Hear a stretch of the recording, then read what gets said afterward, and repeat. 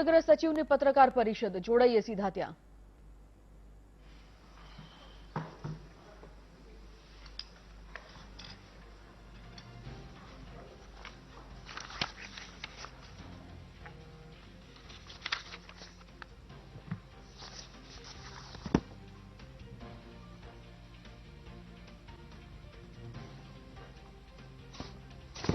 નમસ્કાર. ગઈકાલે 5 વાગ્યાથી લઈને આજે સવારે 9 વાગ્યા સુધીની વિગત આ પ્રમાણે છે. ગુજરાતમાં કોવિડ 2019માં ગત આ સમય દરમિયાન આપણે જે વાત કરી 108 જેટલા ટોટલ પોઝિટિવ કેસીસ આવ્યા છે. આ સમય દરમિયાન 4 દુઃખદ મૃત્યુ થયા છે જે કોવિડના પોઝિટિવ પેશન્ટ્સ હતા, સારવાર હેઠળ હતા, અને એક એવા વ્યક્તિ કે જે સારવારમાં હતા એ બિલકુલ ડિસ્ચાર્જ થઈને સાજા થઈને ઘરે પાછા ગયા છે. આની જે બ્રેકઅપ જોઈએ, જે કુલ 108 કેસીસ પોઝિટિવ ગઈકાલે સાંજના 5 વાગ્યાથી અત્યારે 9 વાગ્યા સુધીના જે આવ્યા છે, એમાં અમદાવાદમાં 91 એ પૈકી મોટા ભાગે 66 જેટલા હોટસ્પોટ્સમાંથી જ આવ્યા છે. અરવલ્લીમાં 6, કચ્છમાં 2, મહીસાગરમાં 1, પંચમહાલમાં 2, રાજકોટમાં પણ 2, સુરતમાં 2 કેસીસ પોઝિટિવ, વડોદરામાં અને મહેસાણામાં એક કેસ પોઝિટિવ આવ્યા છે. આ રીતે કુલ 108 કેસ પોઝિટિવ આપણે ગઈકાલ સાંજના 5 વાગ્યાથી આજ સવારે 9 વાગ્યા સુધી આવ્યા છે. અત્યાર સુધીના કુલ જે પોઝિટિવ કોવિડ 2019ના જે દર્દીઓ છે એની સંખ્યા બને છે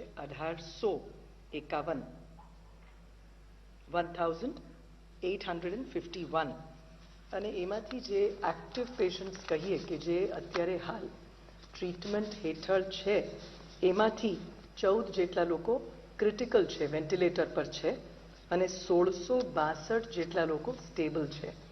એટલે 62 જેટલા સ્ટેબલ છે રૂમ એર પર કે સિમ્પલ ઓક્સિજન પર, અને 14 એવા લોકો છે કે જે ક્રિટિકલ છે, વેન્ટિલેટર પર છે. અને કાલે જેમ કહ્યું આપણે 6 જણ, આ આનંદની વાત છે કે 106 જેટલા લોકો આ બીમારી સાથે લડીને જીતીને ડિસ્ચાર્જ થઈને ઘરે પાછા ગયા છે. 106 જેટલા. ગત 24 કલાક દરમિયાન જે આપણે કુલ ટેસ્ટ કર્યા છે 3992, એમાંથી પોઝિટિવ આવ્યા છે 247.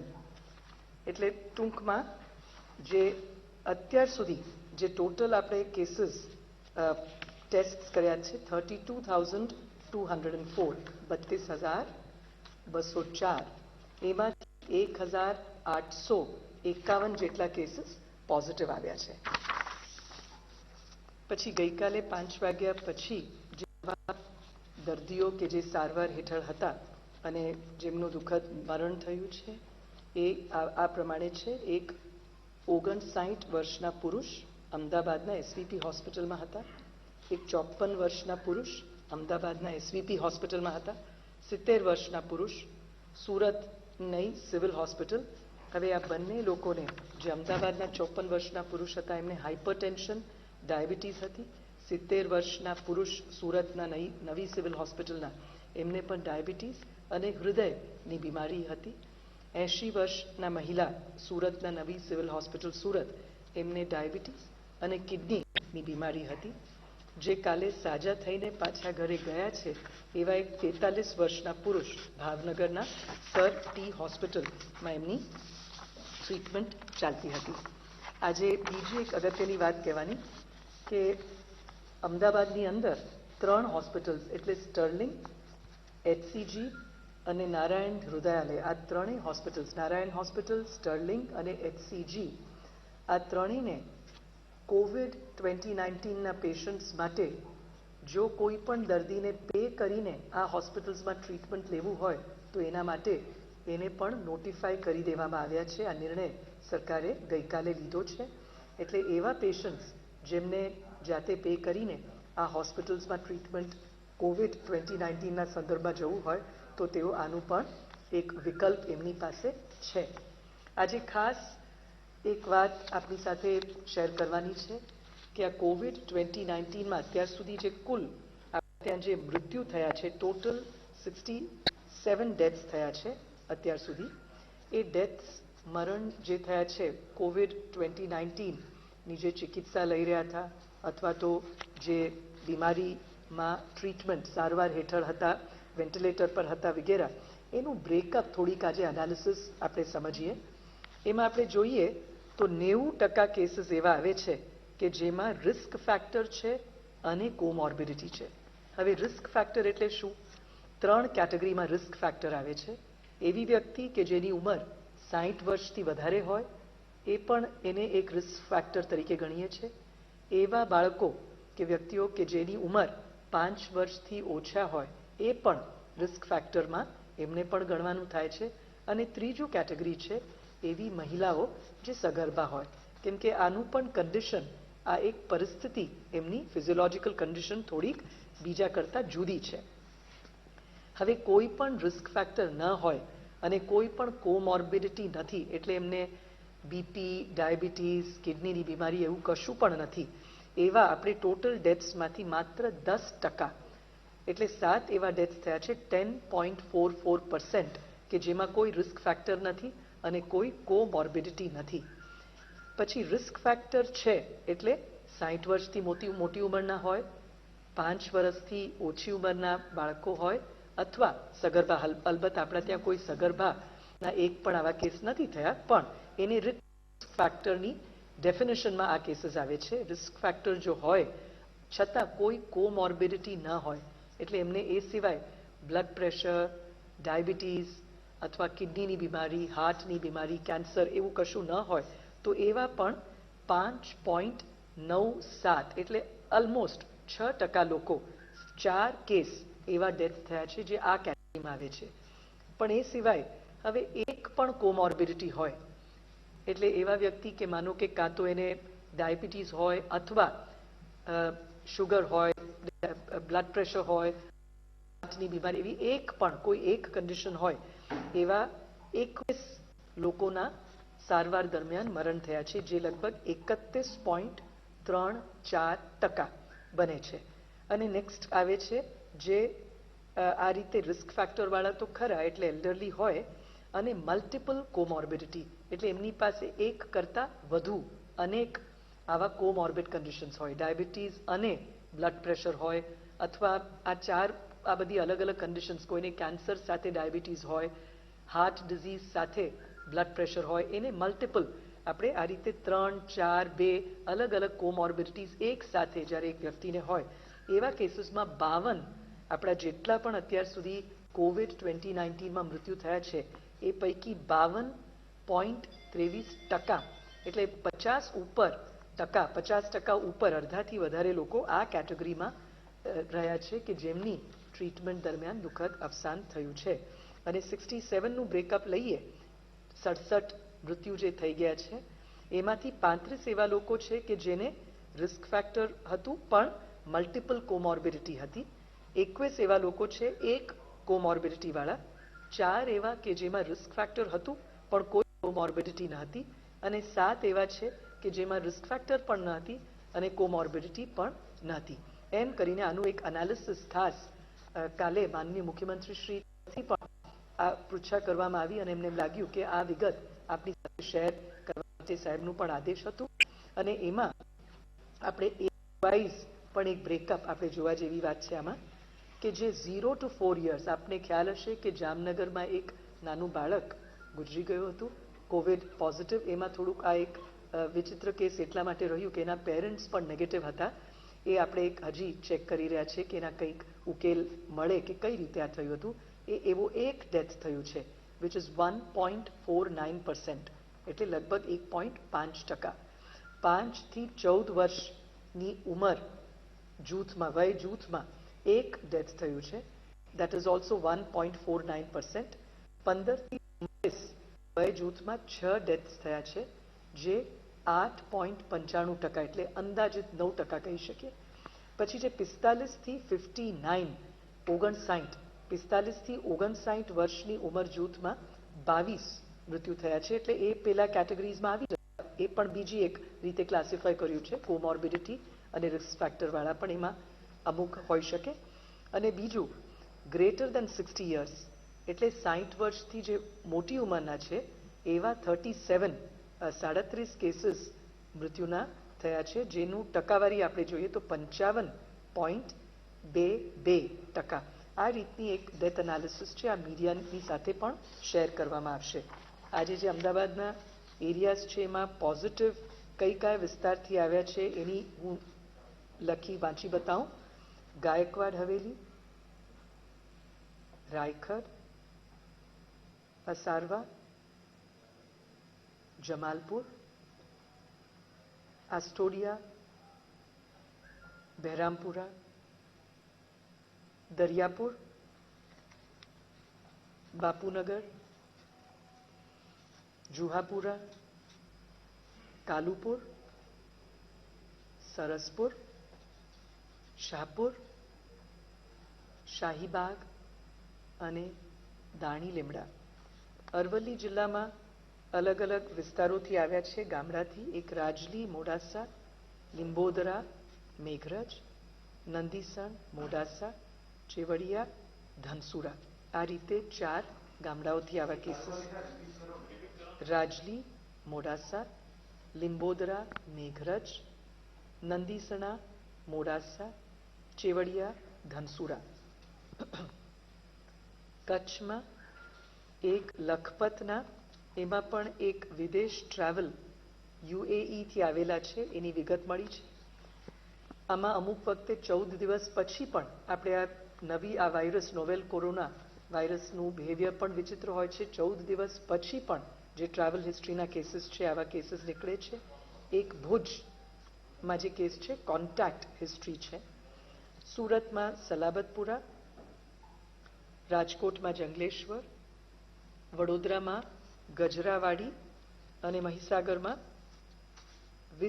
વીરપુર વિસ્તારનું આ છે. આ રીતની વિગત છે. તો ફરી બધાને અનુરોધ કરશું કે આપણે બિલકુલ આ અત્યારે જે લોકડાઉનના કન્ડિશન્સ છે જેટલું આપણે પોતાનું સંરક્ષણ કરીએ સોશિયલ ડિસ્ટન્સિંગથી, હેન્ડ વોશથી, અને જેટલું બને આપણે બહાર જવાનું ટાળીએ, બીજાના કોન્ટેક્ટમાં ન આવીએ, અને આપણા ઘરના જે વયસ્ક છે, મોટી ઉંમરના લોકો છે એમનું ખાસ ધ્યાન રાખીએ. એટલા આપણે આવા જે આજે જોયું ડેથ એનાલિસિસમાં જેટલા પણ કોમોર્બિડ લોકો છે, હાઈ રિસ્ક એટલે જે રિસ્ક ફેક્ટર જેટલા લોકોમાં હોય, 5 વર્ષથી નાના બાળકો, 60 વર્ષથી મોટા લોકો અને પ્રેગ્નન્ટ લોકો, એને પણ જેટલું આપણે એક્સપોઝર ઓછું કરીએ, એમને ઘરની અંદર પણ ઇન્સ્યુલેટ કરી રાખીએ આવા બહારના સંક્રમણથી, એ પણ જરૂરી છે. અને જે કોમોર્બિડ એટલે જે લોકોને બીજી પણ અલગ બીમારીઓ છે પહેલેથી, જેમ કે બીપી વગેરે, એમને પણ આપણે જેટલું સંરક્ષણ આપીએ અને બીજાના બહારના સંક્રમણથી એમને બિલકુલ દૂર રાખીએ એટલું એમના ફાયદામાં રહેશે. અને એ રીતે આપણે આ રોગના સંક્રમણને બિલકુલ એના ઉપર બ્રેક મારી શકશું. નમસ્કાર.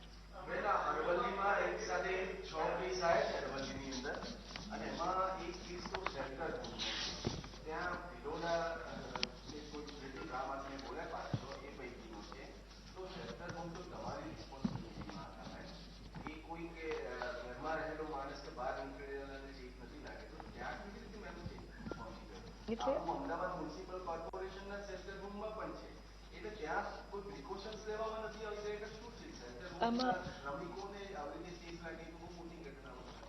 આમાં વિવેકભાઈ આપ જાણો છો, હમણાં આપણે કચ્છમાં પણ જોયું કે કોઈક વખત આ ડિઝીઝ જે છે એનું એરપ્શન 14 દિવસની અંદર આવતું હોય છે. પહેલેથી કોઈ વ્યક્તિને આ ચેપ હોય, બહારથી એને તાવ કે કશું જે સાયલન્ટ જે આપણે કહીએ છીએ એ સિમ્પ્ટોમેટિક કોઈ પણ સિમ્ટમ્સ ન પણ હોય, પણ છતાં આ એક સારી વાત છે કે તરત આપણે એને આઈડેન્ટિફાય તો કરી શક્યા છે.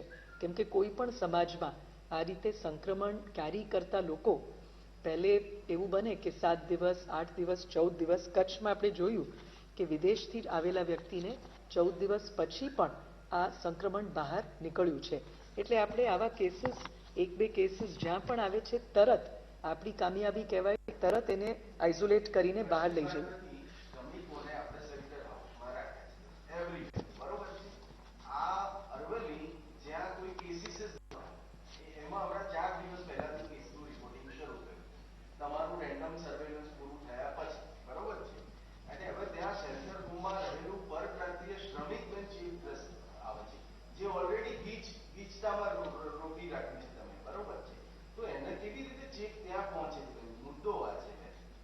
એ તો એક જ ઠેકાણે સ્ટેબલ છે અને તમારા પ્રિમાઇસીસમાં છે, તમારા નિયંત્રણ હેઠળના પ્રિમાઇસીસમાં છે સરકારના. ત્યાં છે ઘૂસી જાય તો ઘરમાં બેસેલા તો અમે પહોંચી રહ્યું છે આખા ગુજરાતની અંદર. એટલે ફરી લેટ મી રિપીટ, આ જે સંક્રમિત વ્યક્તિ હોય એની અંદર આ વાયરસ હોય તો પણ બહાર નીકળતા 14 દિવસ પણ લાગે છે, દિવસ પણ આપણે જોયા છે નીકળે છે. માટે જેવા પણ આવા કોઈ કેસીસ નીકળી આવે કોઈ પણ, એટલે ગીચ વિસ્તારમાં કે શ્રમિક જ્યાં છે એ વિસ્તારમાં, તરત જ એને આપણે આઈડેન્ટિફાઈ કરીને બહાર કાઢીએ એ જરૂરી છે, જે આપણે આ કેસમાં પણ કરી શક્યા છે.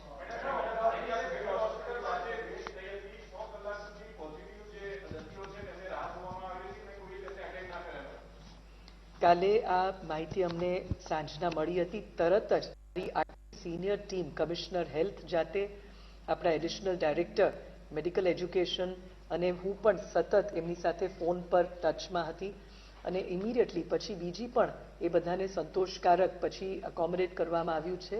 એનું એક વિડીયો, એમના જે રિસ્પોન્સ છે એ પણ શેર કરવામાં આવ્યા છે.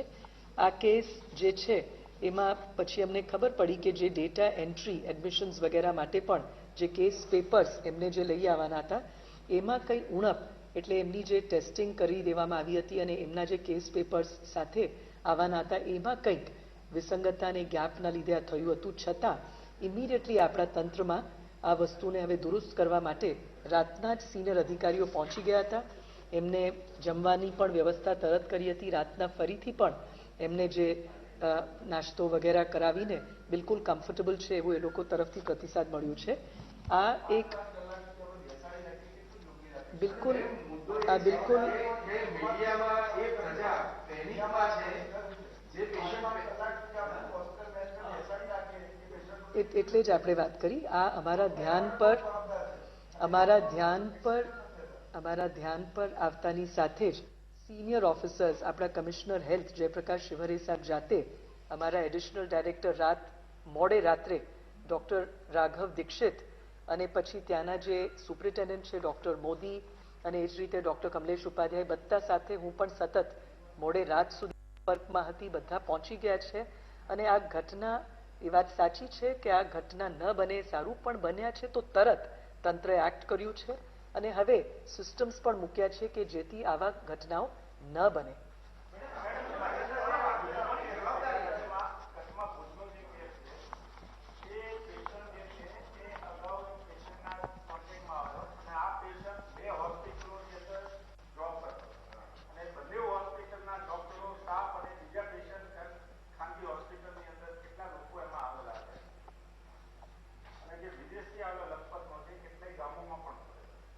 એટલે આપની જે વાત છે, જ્યારે પણ એક કેસ પોઝિટિવ આવે તરત જ આખું તંત્ર એનું કોન્ટેક્ટ ટ્રેસિંગની કામગીરી શરૂ કરી જ દેતી હોય છે. એટલે આ ગઈકાલ રાતથી જ આ ખબર પડવાની સાથે જ આપણા કલેક્ટરશ્રી અને એમની ટીમે જે ગામોમાં ગયા છે, કોને કોને મળ્યા છે, એ બધાને આઈડેન્ટિફાઈ કરવાની કામગીરી પણ શરૂ થઈ ગઈ છે અને એમાં જે પણ આપણા એક્શન્સ લેવાના થાય એમને અલગથી ગવર્મેન્ટ ક્વોરન્ટાઇનમાં અથવા જે વિસ્તારમાં રાખવાના હોય એ બધું કરવામાં આવશે. ટેસ્ટિંગ પણ કરવામાં આવશે જો એ લોકો સિમ્પ્ટોમેટિક હોય તો, અને એ સિમ્પ્ટોમેટિકમાં પણ હાઈ રિસ્ક હોય તો એમને ટેસ્ટ કરવામાં આવશે. આપણે કાલે સાંજે પણ આ એક્સપ્લેન કર્યું હતું કે આ કિટ્સમાં નોર્મલી 2 બેન્ડ્સ હોય છે અલગ અલગ, IgG અને IgM. તો આ જે નવા ચાઇના કિટ્સ આવ્યા છે એમાં બંને બેન્ડ્સ એકમાં જ આવી જાય છે. એટલે એમાં હજી થોડીક આપણા તજજ્ઞો કેલિબ્રેટ કરવાના હતા. આજે સવારે એ લોકોની કામગીરી થઈ જાય પછી આપણા ચીફ સેક્રેટરી સાહેબે પણ કહ્યું છે કે એની ફરી એક તાલીમ આજે દિવસ દરમિયાન બધા અમારા સિવિલ સર્જન્સ, કલેક્ટર્સને પણ બતાવવામાં આવે, કેમ કે અલ્ટિમેટલી ડિસ્ટ્રિક્ટમાં કામ થાય, આમાં કોઈ દુવિધા ઊભી થાય એ બિલકુલ ન ચાલે. એટલે એ આજે ગોઠવ્યું છે વિડીયો કોન્ફરન્સ અને ત્યારબાદ આ ચેકિંગ પહોંચી ગયા છે. કિટ્સ બધા જિલ્લાઓમાં પહોંચી ગયા છે. We are in readiness. પણ આપણે કોઈ ઉતાવળ કરીને અડધી કચરી trials without proper calibration checking, કેમ કે મેં વાત કરી કે આ કિટ્સ પેલા કિટ્સ ICMR ના જ છે પણ આ એક જુદા ટાઈપના કિટ્સ છે. એમાં 2 બેન્ડ્સ થોડાક અલગ અલગ નથી, એક સરખા હોય છે. માટે it requires some better understanding calibration. એટલે આ જુઓ, વૈશ્વિક કક્ષાએ પણ વિવેકભાઈ અત્યારે કિટ્સની થોડી કટોકટી છે. મારી વાત તો સાંભળો, મારી વાત તો સાંભળો. એટલા માટે દેશથી જ્યારે આઈસીએમ પ્રોક્યોર છે કિટ્સ, જે પણ ઇન્ટરનેશનલી મળતું હોય ક્વોલિટી સારી છે, પણ એમાં અલગ અલગ બ્રાન્ડ હોય, અલગ અલગ ટાઈપના હોય. આપણે અહીંયા ચૂઝ ન કરી શકીએ કે મારે આ જ બ્રાન્ડ ચાલે, કેમ કે દેર ઇઝ અ ગ્લોબલ સ્કેર્સિટી. આપ સમજો કે વિદેશમાં બધે પરિસ્થિતિ ખરાબ છે, એટલે આ મળે છે. ક્વોલિટી ઠીક છે, ક્વોલિટીનો અત્યારે અમે પ્રશ્ન નથી ઉઠાવતા, કેલિબ્રેશનનું. એટલે એમાં બે લાઇન્સ નથી, એક લાઇન છે, તો એનું રીડિંગ કેમ કરવું? અને આ માયના રાખે. આપણે એમને એમ નજરઅંદાજ કરીને ગમે તેમ ચાલશે, આવું ન કરાય. All very crisp precise scientific test માટે આપણી ટીમ એમાં કાલે એમને કર્યું હતું, ટ્રેનિંગ પણ આપી હતી. અને આ બે લાઇન્સ માટેનું, એટલે સાંજે મેં એક્સપ્લેન કર્યું હતું ડિટેલ. આ અત્યારે જથ્થો ગયો છે બધે, આ પણ જથ્થો ગયો છે બધે. એક્ઝેક્ટલી.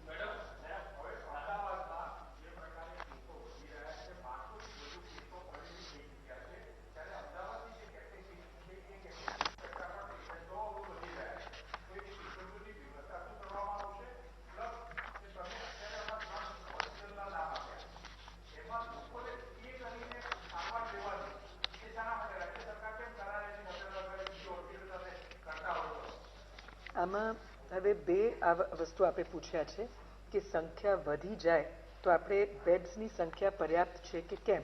હવે આપને ખબર છે કે આમાં જે 100% લોકો સંક્રમિત થાય એમાંથી 80% જે આપણે હંમેશા કહેતા હોય એ સિમ્ટોમેટિક, કે જેને કોઈ લક્ષણ નથી હોતા. ભારત સરકારે પણ એક કહ્યું છે કે આવા લોકોને આપણે કોવિડ કેર સેન્ટરમાં પણ રાખી શકીએ, એવી એક પ્રાવધાન કરી છે. અને કોવિડ કેર સેન્ટર આપણા બધા જ ડિસ્ટ્રિક્ટ્સમાં પણ આપણે શરૂ કરવાની પ્રક્રિયા લગભગ 3 અઠવાડિયા પહેલેથી કરી રાખી છે, કેમ કે આપણે બધી પૂર્વ તૈયારી આખી ટીમ સુચારુ રીતે કરી રહી છે. માનનીય મુખ્યમંત્રી શ્રી વિજય રૂપાણી સાહેબના રોજના મિટિંગમાં બધું જોવામાં આવે છે, અને માનનીય મિનિસ્ટર અને માનનીય ડેપ્યુટી સીએમના ગાઈડન્સ મુજબ. તો એટલે એ રીતે અમદાવાદમાં સમરસ હોસ્ટેલ્સમાં પણ આ રીતે કોવિડ કેર સેન્ટરની વ્યવસ્થા છે. પર્યાપ્ત માત્રામાં ત્યાં ઇન્ડિવિજ્યુઅલ રૂમ્સ છે, એટલે ત્યાં પણ શિફ્ટ કરવામાં આવશે. અને જ્યાં સુધી પ્રાઇવેટ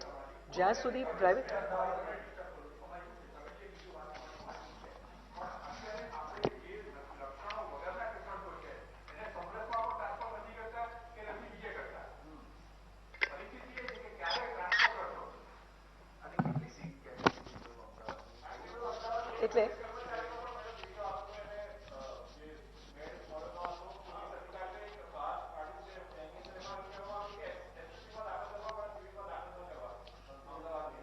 એટલે ટુ આન્સર યોર ક્વેશ્ચન, આપના પ્રશ્નનો જવાબ આપવા માટે, આ રીતે પોલિસી આપણે કરી છે. કોવિડ કેર સેન્ટર એટલે સમરસ હોસ્પિટલમાં પણ રાખી શકાય, ત્યાં પણ પર્યાપ્ત માત્રામાં. એટલે એક્ઝેક્ટ નંબર અત્યારે મારી પાસે ખ્યાલ નથી, વી કેન ચેક અપ, પણ it is a big number. અને એમાં કોઈ પ્રોબ્લેમ ના આવે, કેમ કે એમાં ભારત સરકારના નોર્મ્સ મુજબ ત્યાં એક રૂમમાં કંઈક નર્સિસ, ડોક્ટર્સ વગેરેની જરૂરત નથી રહેતી, કેમ કે આપણા જેવા બિલકુલ નોર્મલ હરતા ફરતા પેશન્ટ્સ છે. પણ ત્યાં એક એમ્બ્યુલન્સ ઓન કોલ હોવી જોઈએ. કંઈક ભગવાન ન કરે કોઈની કન્ડિશન બગડે તો તરત એમને હોસ્પિટલ લઈ જવા માટેની વ્યવસ્થા છે. એટલે આમાં કરશું અત્યારે તો ઘણા બધા પેશન્ટ્સ એની અંદર આવી જશે. એ પણ આજે એની પણ એક પ્રક્રિયા શરૂ થઈ ગઈ છે. નંબર 1. નંબર 2 કે આપણે જે પ્રાઇવેટ હોસ્પિટલ્સ છે, આપણે દરેક ડિસ્ટ્રિક્ટમાં કોવિડ ડેઝિગ્નેટેડ હોસ્પિટલ તો કર્યા જ છે, જેમાં રાજ્ય સરકાર પણ પે કરે છે. પણ આ સિવાય ઘણા એવા પેશન્ટ્સ છે અમુક શહેરોમાં કે જેમની ઈચ્છા છે કે અમારે પે કરીને પ્રાઇવેટ હોસ્પિટલમાં જવા માટેની પણ સુવિધા હોવી જોઈએ. અને એના માટે રાજ્ય સરકારે આ જે વાત કર્યા, આપણી ફેસિલિટીઝ ઉપરાંત સ્ટર્લિંગ, એચસી હોસ્પિટલ, આ ત્રણેયની વ્યવસ્થા રાખી છે. જો કોઈને પે કરીને ઈચ્છા હોય તો એ પણ એક વિકલ્પ ખુલ્લું છે. પેકેજ નોર્મલી કોવિડ હોસ્પિટલ્સ માટે સરકાર નક્કી કરે છે, જે ડેઝિગ્નેટેડ હોસ્પિટલ્સ. આ પ્રાઇવેટ હોસ્પિટલ્સના વેબસાઇટ સરકારી હોસ્પિટલમાં નિઃશુલ્ક ધોરણે થાય છે, પ્રાઇવેટ હોસ્પિટલ્સમાં પણ નિઃશુલ્ક ધોરણે છે. જે પણ પેકેજ છે સરકાર એમને બારોબાર પે કરશે. પેશન્ટને કોઈ કેશલેસ ટ્રીટમેન્ટ છે એના માટે એ દરેક હોસ્પિટલ પોતાના વેબસાઇટ પર કરે છે, અને લોકો સ્વેચ્છાથી એમને જે જવાની એમાં દેટ ઇઝ અ ચોઇસ.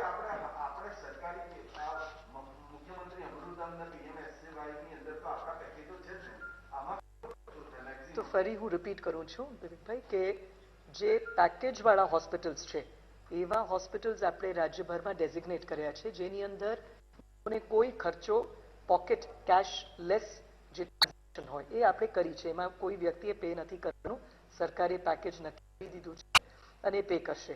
પણ આ 3 હોસ્પિટલ્સ એવા છે કે જે એમના વેબસાઇટ ઉપર they will decide on the cost અને લોકો એમની સ્વેચ્છાથી આ હોસ્પિટલ્સમાં જ જવું હોય એવી કોઈની ઈચ્છા હોય તે વિકલ્પ પણ રાખવામાં સરકારને યોગ્ય લાગ્યું છે, કર્યું છે.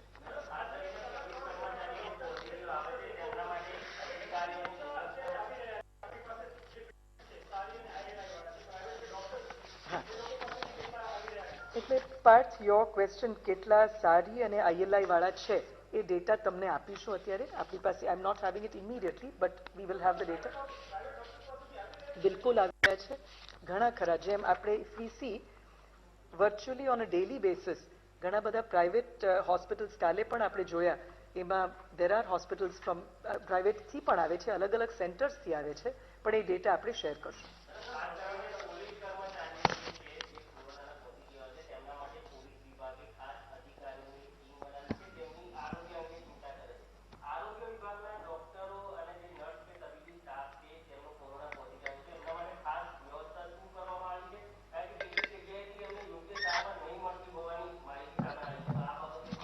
ગઈકાલે જ મેં સાંજના પ્રેસમાં કહ્યું હતું કે ખાસ કાલે બધા જ સિવિલ સર્જન્સ આપણી જેટલી પણ પબ્લિક હેલ્થ ફેસિલિટીઝ છે એ બધા સાથે વાત કરવાની એક વિડીયો કોલ. આમ તો રેગ્યુલરલી એ લોકો સાથે વાત થતી જ હોય છે પણ આના સંદર્ભમાં પણ કાલે વાત કરવામાં આવી અને એમને બધાને ડિટેલ્ડમાં આપણે એ પણ એમના વેલબિંગ માટે એમને પોતાના હેલ્થ માટેની પણ બધી એમને સજેશન્સ ઇનપુટ્સ આપવામાં આવ્યા. એ સિવાય જે પ્રાઇવેટ ડોક્ટર્સ છે એમની સાથે પણ એક્સપર્ટ ગ્રુપ છે, એમની સાથે રોજ સવારે 15 મિનિટનું ઓડિયો કોલ જેમાં અમદાવાદ મેડિકલ એસોસિએશનના ડૉક્ટર મોના દેસાઈ, આઈએમએના પ્રેસિડેન્ટ, પછી ડૉક્ટર અતુલ પંડ્યા જે રાજકોટના છે, એક્સ નેશનલ લેવલ આઈએમએના ઓફિસ બેરર છે ડૉક્ટર અતુલ પટેલ, પછી ડૉક્ટર આર કે પટેલ સાહેબ, ડૉક્ટર કેતન દેસાઈ અને અમારા સિનિયર અધિકારીઓ જેમ કે ડૉક્ટર રાજીવ કુમાર ગુપ્તા અને ડૉક્ટર શ્રી પંકજ કુમાર સાહેબ, એ બધા અમે every day we are talking to them અને એમના પણ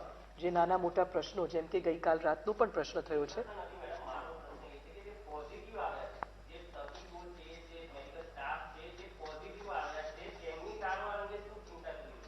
એમના માટે પણ સારામાં સારી ફેસિલિટી મળી રહે એના માટે સરકારે વ્યવસ્થા કરી છે.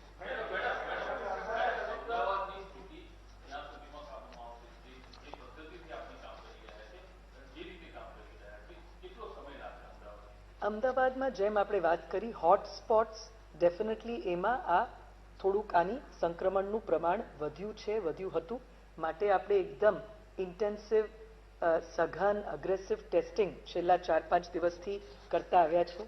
એટલે આપણે આજે પણ જોયું કે આમાંથી 91માંથી 66 જેટલા કેસીસ અમદાવાદના જ છે, હોટસ્પોટ્સના જ છે. એટલે આ રીતે સઘન ટેસ્ટિંગ કરીને અને ત્યાં જે કરફ્યુ પણ લગાવવામાં આવ્યું છે અને બિલકુલ અંદર એ વિસ્તારથી કોઈ બહાર ન જઈ શકે જેને આઇલેન્ડિંગ પણ કહીએ છીએ, એક દ્વીપની જેમ એને એકદમ કટ ઓફ કરવાની વાત છે. એ બધી પ્રક્રિયાથી અમને વિશ્વાસ છે કે આવતા થોડાક દિવસમાં આ વસ્તુ કાબૂમાં આવી શકશે. એવી અનુમાન આમાં ન કરી શકાય. આ રોગ નવું છે, આખા વિશ્વમાં એનું અભિવ્યક્તિ એનું જે પ્રેઝન્ટેશન છે જુદું છે, પણ આપણે એટલું ચોક્કસ કહીએ કે જેમ જેમ આપણી પાસે જે માહિતી આવી રહી છે ટેસ્ટિંગમાં પણ આપણે ઓછા નથી કર્યા. ફૂલ આપણે જે રેપિડ ટેસ્ટ હવે આવી ગયા છે, પર્યાપ્ત માત્રામાં ડિસ્પેચ કર્યા છે. ટેસ્ટિંગ પણ આપણે જોઈએ તો આજ દિન સુધી 32,000 જેટલા આપણે ટેસ્ટ કર્યા છે અને એમાં સૌથી વધારે અમદાવાદમાં ફોકસ કરીને, કેમ કે જ્યાં હોટસ્પોટ હોય આપણી ઈચ્છા છે કે જ્યાં એક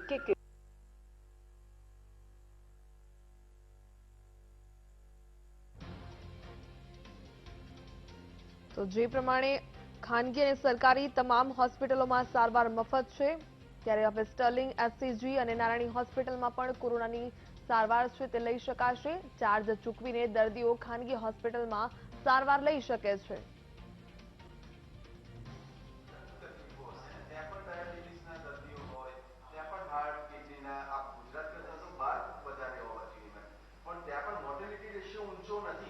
તો આ દિલ્હીની ટીમ આ સંદર્ભે તમારી પાસેથી કંઈ ડેટા અથવા કંઈ ગાઈડલાઈન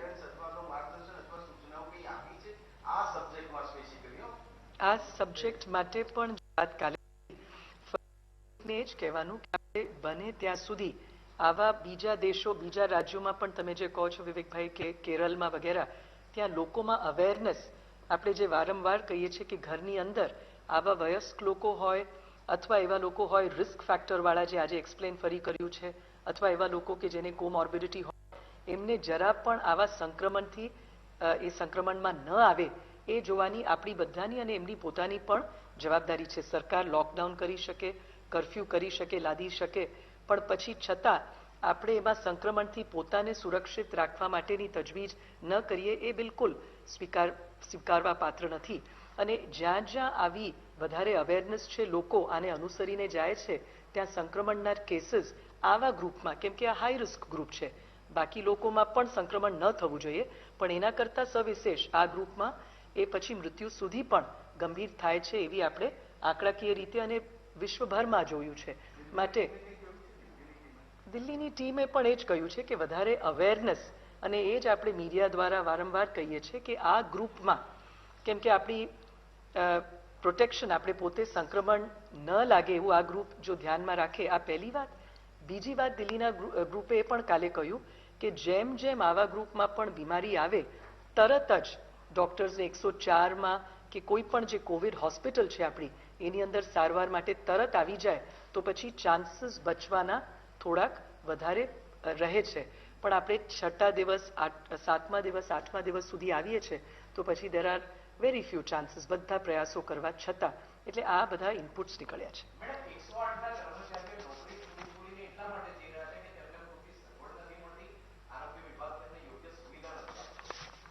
આ એમના टीम સાથે વાત કરશું. હવે हिंदी में करिए. नमस्कार. गुजरात में कल शाम के 5 बजे से लेके आज सवेरे के 9 बजे तक जो कोविड 2019 के केसेस नए आए हैं इस प्रकार से हैं. कुल 108 नए केस आए हैं. आज इस समय दरमियान 4 लोगों के दुखद अवसान हुए हैं. एक व्यक्ति अच्छे होके चिकित्सा